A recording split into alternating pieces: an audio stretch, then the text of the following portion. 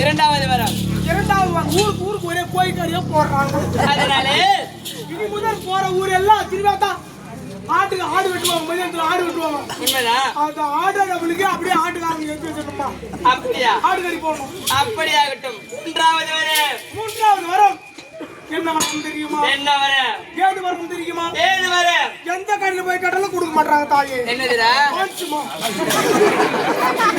நான் எந்த கடையில போய் கேட்டாலும் அப்படி வந்துட்டாரா இல்லன்னு சொல்றவங்க இருக்குதுன்னு சொல்லி கொடுக்கணுமா. அப்படியா? ஆமா. அதனால 50 ரூபாய் 60 ரூபாய் வித்து கூடாது தாயே. வேறு கை கிடைக்காது 5 ரூபாய் வித்து சொல்லணும். அப்படியா? அப்படியாகட்டும். ஆமா தாயே, அது மட்டும் கிடையாது.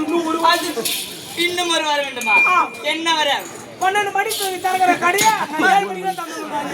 காலையில 7 மணிக்கு 6 மணிக்கு தரேன் சொன்னா போதுமா? அம்மா வர வாங்கி போய் கடைசியில் அந்த விழாக்களை வாங்க 200 ரூபாய் கொடுத்து விட ஒயிட் ஷாப்லேயே 6 மணிக்கு தந்துருக்காங்க, 7 மணிக்கு தந்துருக்காங்க. இனிமேதான் தூக்குவோம்மா நாடு. மாமாட்டு படிக்கணும். அப்படியா? ஐயா என்னை விட்டுமா, என்னை விட்டுட்டுனாக்கா விட்டுட்டா கோயிலை சுற்றி பில்லு போடுவாங்க.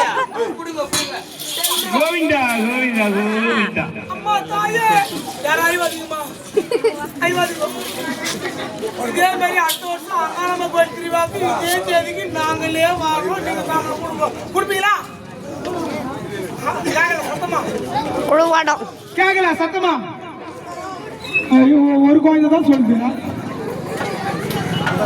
அன்பார்ந்த இந்த ஊரில் பகுதி வாழ் மக்கள் அனைவருக்கும் ஒரு காலை வணக்கத்தை தெரிவித்துக் கொள்கிறோம். இன்று இரவு நாங்கள் நடத்திய நாடகம் தந்தையா காரமா நாடகம்.